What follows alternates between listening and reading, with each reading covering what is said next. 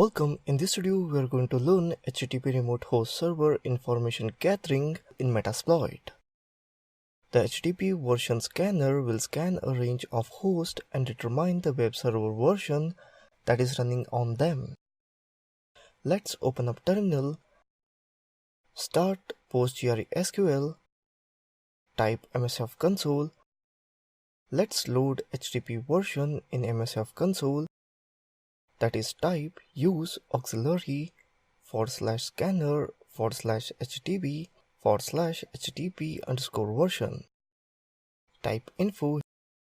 Here you can see that model information, basic option as proxies, a proxy chain of format type, host port, rhost the target address range or CIDR identifier, rport the target port, and so on.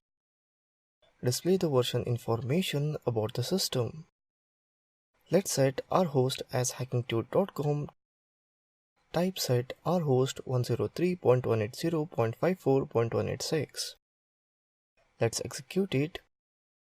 Here you can see that hackingtude.com server version name as Apache 2.4.25.